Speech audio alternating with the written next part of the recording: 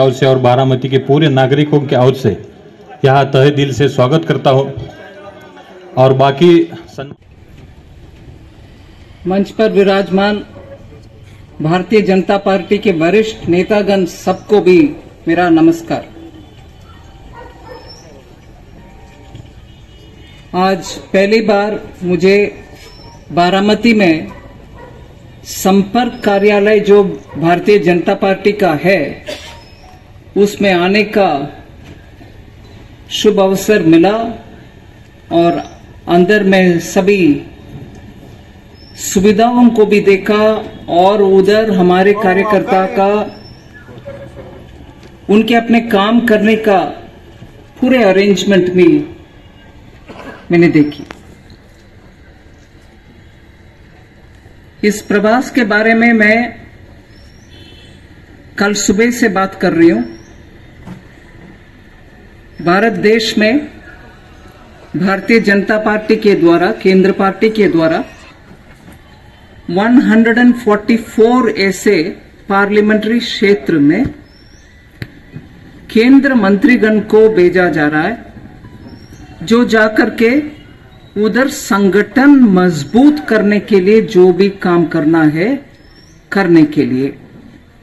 सो हम हर एक क्षेत्र जो 144 है उसमें एक एक मंत्रीगण जा रहे हैं, 3 दिन का प्रवास कर रहे हैं और उन 3 दिन में सभी वर्गों से, कार्यकर्ताओं से, चुने हुए नेतृत्व के साथ बातचीत करके उन कॉन्स्टिट्यूएंसी में पार्टी को और बलबूत करने के लिए क्या क्या काम करना है उस विषय में ये दौरा चल रही है।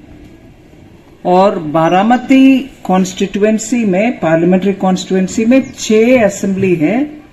मैं इन 3 दिन में वो 6 असेंबली में भी जाऊंगी। जितना भी कम समय दे पा रही हूं उतना भी सही, मगर 6 के 6 में जाकर के एक राउंड करने के बाद ही वापस दिल्ली जा रही हूं इस बार।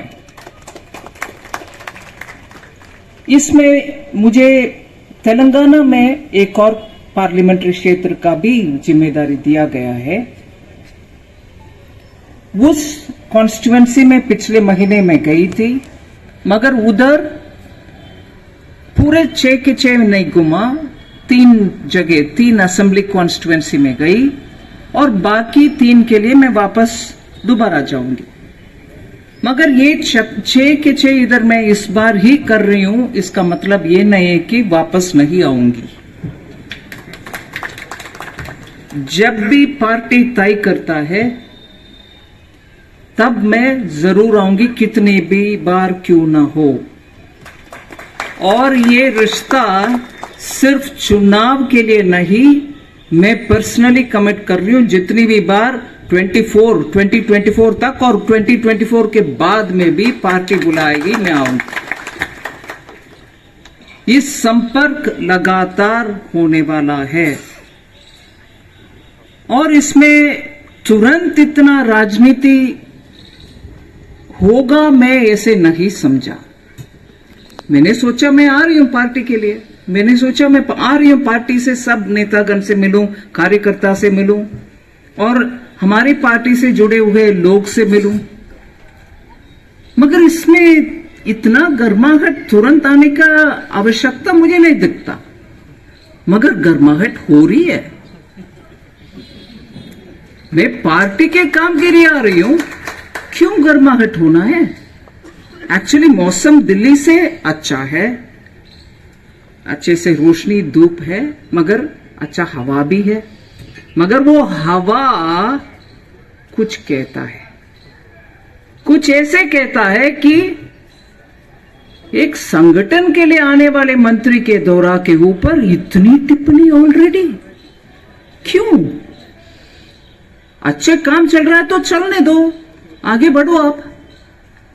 मैं तो मेरे पार्टी का कार्यक्रम में आई हूं और मैं करती जाऊंगी। इसीलिए मैं स्पष्ट बोलना चाहती हूं, मेरा मकसद है बारामती में भारतीय जनता पार्टी को सशक्त और पावरफुल करने के लिए आई हूं मैं। उसका नतीजा क्या होगा वो सबका देखने को, झेलने को मिलेगा। सशक्त भारतीय जनता पार्टी, मजबूत भारतीय जनता पार्टी और ऑफेंसिव में रहने वाले भारतीय जनता पार्टी। हम पीछे हट करके नहीं हम ऐसे हैं वैसे हैं, भारतीय जनता पार्टी अच्छा पार्टी है, प्रधानमंत्री जी ये कर रहे हैं वो कर रहे हैं, नहीं, प्रधानमंत्री जी जो कर रहे हैं उसको गांव गांव तक लेके जाएंगे हम। प्रधानमंत्री जी का नाम पर जितने भी स्कीम्स है उसका हर एक लाभार्थी तक पहुंचना हमारे कर्तव्य है, उसमें हम काम करेंगे। अभी मेरे से पहले पांडुरंग खचरे जी बात किए और खुले मन से बात करने के लिए वो कोशिश की। 3-4 विषय ही, समय का पाबंदी है इसीलिए 3-4 विषय ही बोले। वो 3-4 विषय भी क्या है कि एक पार्लियामेंट्री क्षेत्र में जितना डेवलपमेंट समदृष्टि से सभी को होना है वो हो रही है कि नहीं हो रही है, उसके बारे में बात की।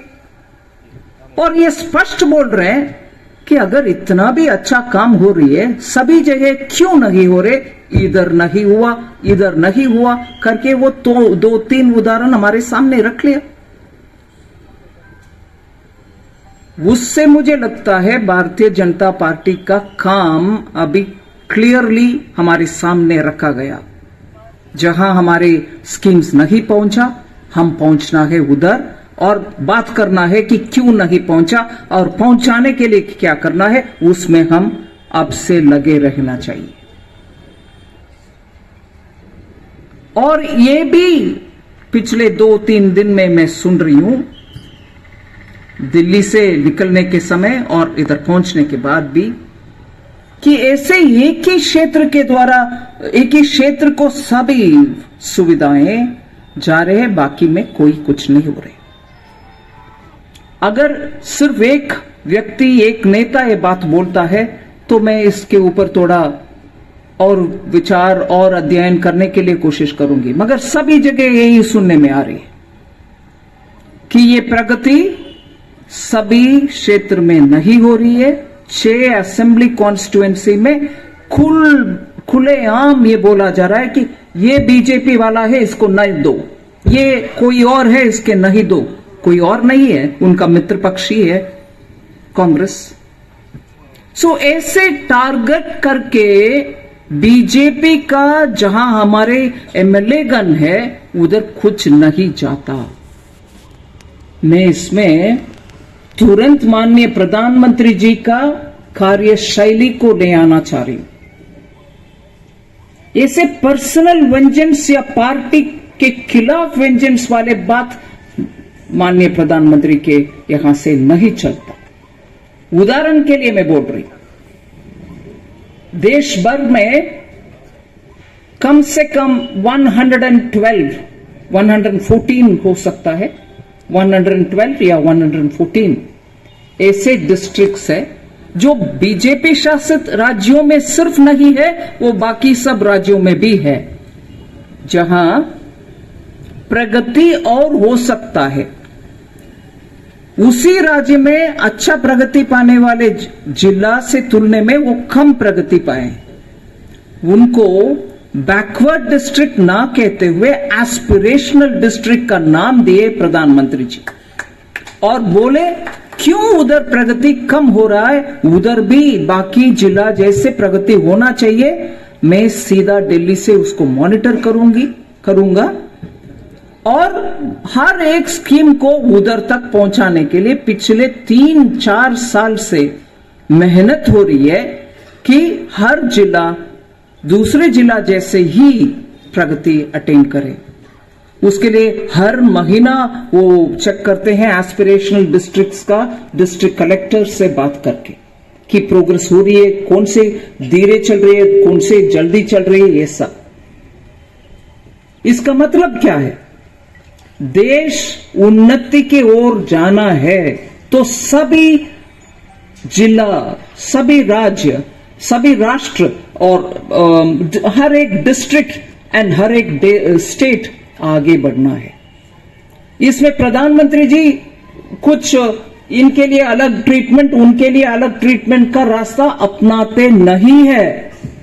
मगर ये हम बारामती में क्या सुन रहे हैं कि अगर एक क्षेत्र, एक असेंबली में बीजेपी के चुने हुए लोग हैं तो उसको काट लो, उनका कुछ नहीं देगा।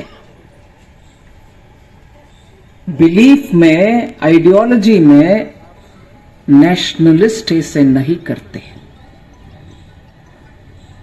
मेरी बात समझ में आ रही है आपको? नेशनलिस्ट को अपने नाम पर जोड़ने वाले पार्टी से ये एक्सपेक्टेड नहीं है। मैं उसको खंडन करती हूं। अगर आप नेशनलिस्ट है और आपके नाम में वो जोड़ रही हो, फिर क्यों एक पार्टी के रिप्रेजेंटेटिव जो आपका पार्टी का नहीं है मगर उनको कुछ डेवलपमेंट का हिस्सा नहीं देना? ये अप्रोच नेशनलिस्ट नहीं है, डायनास्टिक है। उसको खंडन करती हूं मैं। मेरा परिवार के लोग, चुने हुए लोग जहां है वहां पूरे, जैसे आदि शंकराचार्य जी एक गरीब के घर के सामने खड़े होकर के उनके उस दिन का भिक्षा मांग रहे हैं, और मांगने के समय उस गरीब घर की महिला शर्म होकर के उनके घर में एक सूखा हुआ आंवला था, गूसबेरी आंवला, उसको ले आकर के भिक्षा के रूप में सर झुक करके शर्म होकर के देती। मगर आदि शंकराचार्य जी ने इसका समझ लिया और उधर खड़े होकर के बात, एक स्तोत्र, एक श्लोका उधर के उधर रिसाइट करते हैं। उसका नाम है कनकदारा स्तोत्र। और उसमें जुड़े हुए भक्तगण बोलते हैं कि उसमें मन लगाकर आप पढ़ते हो तो आपके छप्पड़ फाड़ करके सोना गिरेगी, मतलब आपकी गरीबी मिट जाएगा। इधर ऐसे छप्पड़ पार करके सिर्फ परिवार के यहां सोना गिर रहा है, किसी और का नहीं। जनता चुन करके एक नेता को भेज रहे हैं, मतलब वो नेता उनके लिए सेवा करने के लिए। किसी का हक नहीं बनता उनको रोकने के लिए, उनको काटने के लिए, उनको ना देने के लिए। अरे सूखा आंवला कनकदारा स्तोत्रम के प्रेरणा बनी, स्तोत्र बनी, मगर इधर तो सिर्फ डायनास्टी का स्रोत चलता है। उसको भारतीय जनता पार्टी का हमारे विचारधारा ये कहती है कि हम परिवारवाद के साथ नहीं है, परिवारवाद के खिलाफ है। और परिवारवाद हम देख रहे हैं देश भर में कांग्रेस पार्टी का, इंडियन नेशनल कांग्रेस पार्टी का, उसके खिलाफ ही आज पूरे भारत देश में विरोध में वोट दिया जाता है। वो परिवार नहीं, वो करप्शन नहीं, क्योंकि परिवारवाद से यही होता है कि अपने के लिए आप कुछ भी करने के लिए तैयार हो, मगर जनता की सोच आपके सामने नहीं आता। आज इंडियन नेशनल कांग्रेस का हालात जनता ने दिए हुए हालात है कि आपके परिवारवाद और उससे आने वाले भाई भतीजावाद और उससे आने वाला करप्शन हमें नहीं चाहिए। इसलिए कांग्रेस का हालात ऐसे है और ऐसे ही अगले पता नहीं कितने साल तक रहेगा। आज उम्मीद नहीं है वो उठकर उससे उबर कर आएंगे, उम्मीद नहीं। यही बात मैं बोलना चाहती हूं बारामती में खड़े होकर के। जब मैं आई हूं पार्टी को मजबूत कराने के लिए, हम ये समझना चाहिए कि परिवारवाद के खिलाफ है हम भारतीय जनता पार्टी के हर एक कार्यकर्ता। इसीलिए उसका ध्यान में रखते हुए हमारे पार्टी में कार्यकर्ता हर क्षेत्र में ये बात बोलना चाहिए।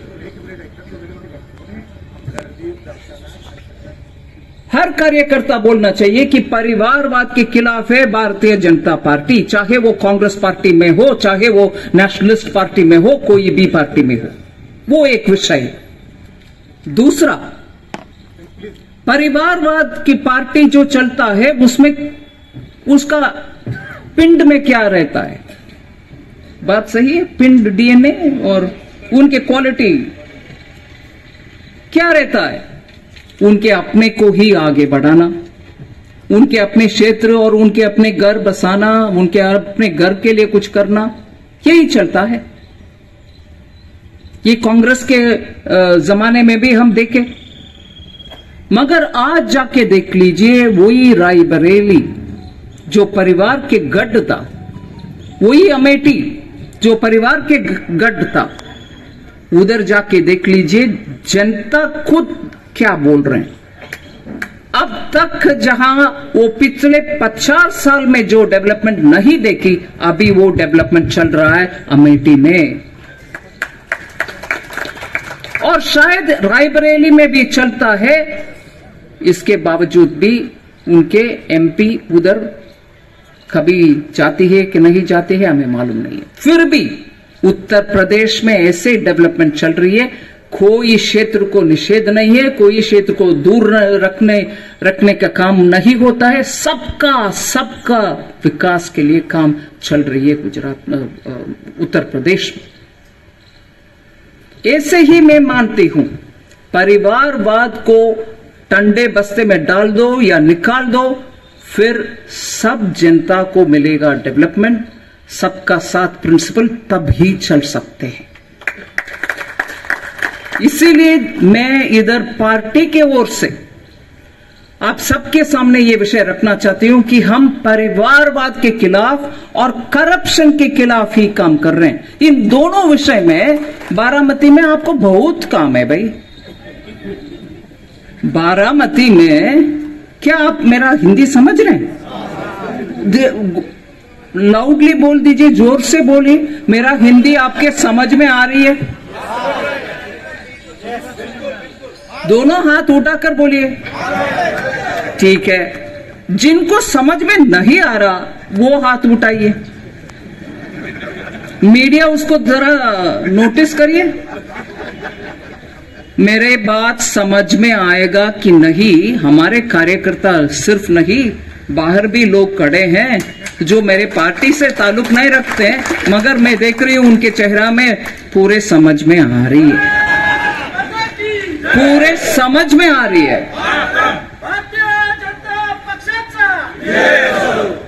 पूरे समझ में आ रही है।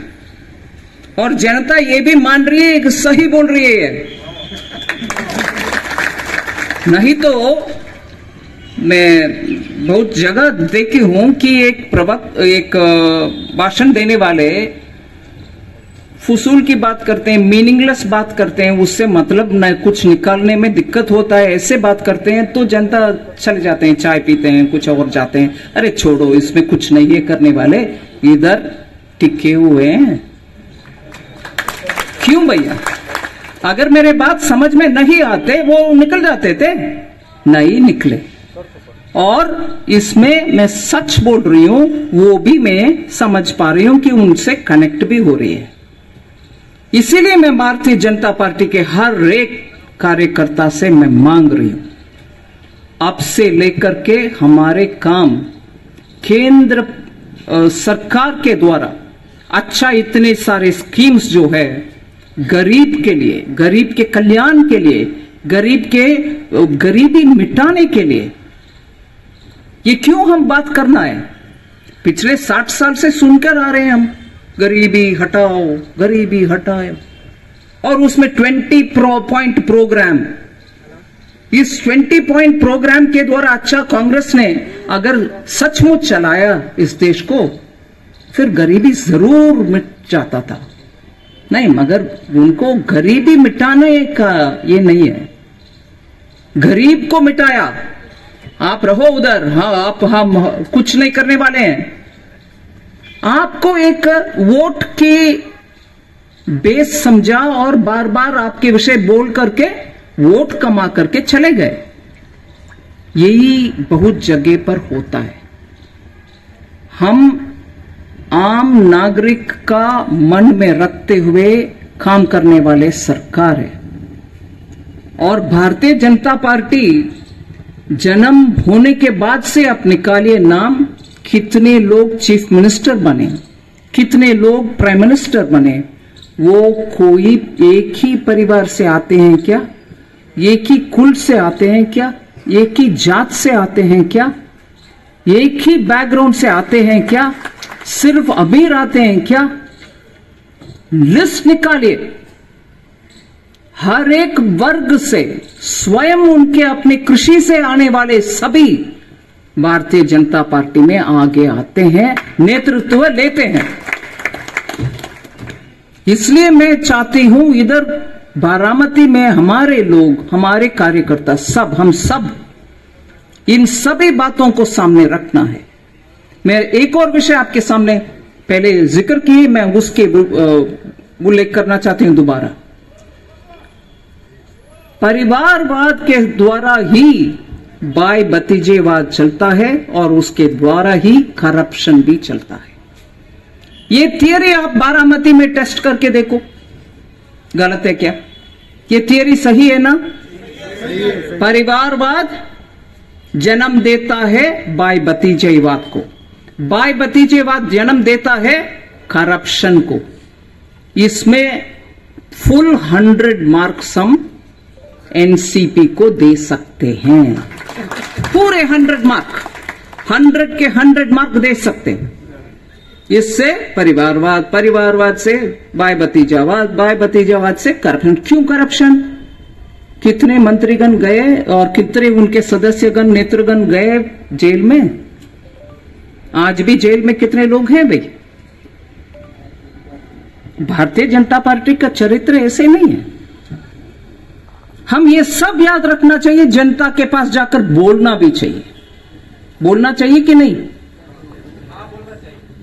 महाराष्ट्र में थोड़ा अच्छा पोलाइट लोग हैं, प्रश्न पूछने में हल्का सा आवाज में हाँ करना चाहिए बोलते हैं। दिल्ली में सुनना चाहिए भाई। हम इस करप्शन को और परिवारवाद को जाकर के जनता में बोलना चाहिए, उजागर करना चाहिए कि नहीं करना चाहिए? छत्रपतींचा विचार म्हणजे